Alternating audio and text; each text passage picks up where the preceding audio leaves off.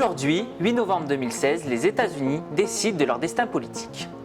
Tout au long de la journée, Bonjour America vous présentera les résultats État par État.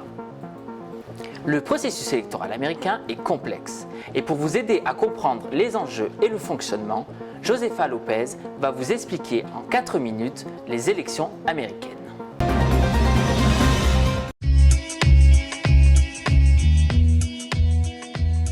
Le 20 janvier, ce sera le jour J, l'Inauguration Day. Après 2 mandats, Barack Obama laissera la place au 45e président ou présidente des États-Unis et le duel se jouera entre Hillary Clinton et Donald Trump. Mais avant de remuer drapeaux et pancartes, prenons quelques minutes pour comprendre comment fonctionne ce scrutin, car ce n'est pas si simple.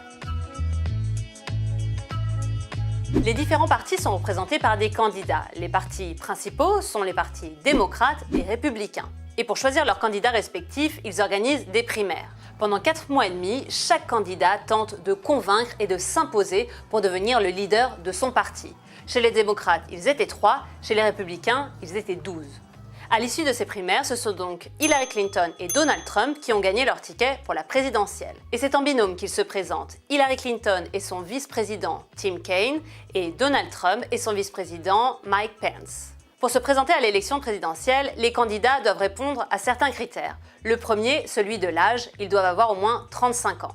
Parmi les différents candidats qu'ont connus les États-Unis, John Fitzgerald Kennedy était le plus jeune, 43 ans, et le plus vieux était Ronald Reagan, 69 ans. Autre critère pour les candidats, être né aux États-Unis et y résider depuis au moins 14 ans.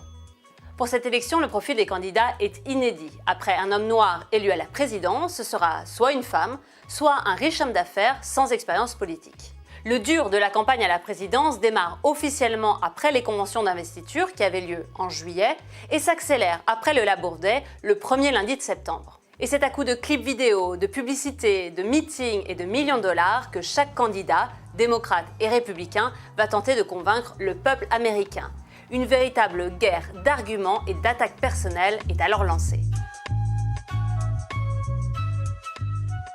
Contrairement à la France, ce ne sont pas les citoyens américains qui élisent directement leur président. Ils viennent voter pour des délégués. On appelle ça le suffrage universel indirect.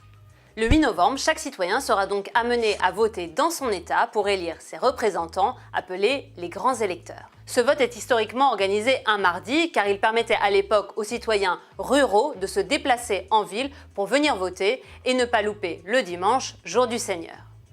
À l'issue du 8 novembre, chaque État comptabilise quel camp a remporté la majorité des suffrages et lui attribue tous ses grands électeurs. Ces grands électeurs forment alors le collège électoral qui élira le futur président. Aux États-Unis, il n'y a pas de proportionnel, à part dans 2 États, d'où les tensions qui existent autour des swing states, ces États capables de basculer d'un camp à un autre à une voix près. Les États réputés pour leur tempérament versatile sont notamment la Floride, l'Ohio, mais aussi la Caroline du Nord, la Virginie, le Wisconsin, le Michigan, le Nevada, la Pennsylvanie, l'Iowa ou encore le Colorado. À l'opposé, la Californie est réputée profondément démocrate et le Texas républicain. En plus du vote pour la présidence, les citoyens américains se déplacent aussi le 8 novembre pour voter pour leurs représentants au Sénat, leurs procureurs, leurs shérifs, leurs gouverneurs, mais aussi à des référendums.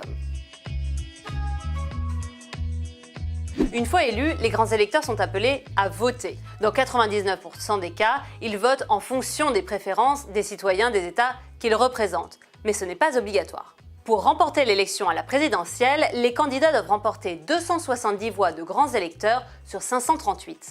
Et s'ils ne parviennent pas à être départagés, c'est la Chambre des représentants qui s'en charge. Une fois élu, le président ou la présidente ne prend pas ses fonctions immédiatement. Une période de transition commence alors. L'occasion pour lui ou elle de nommer son cabinet, de préparer son gouvernement et de gérer le personnel de la Maison-Blanche. Et ce n'est que le 20 janvier, lors de l'Inauguration Day, que le président élu le devient officiellement. Il prononce son discours d'investiture devant le Capitole à Washington et prête serment sur la Bible.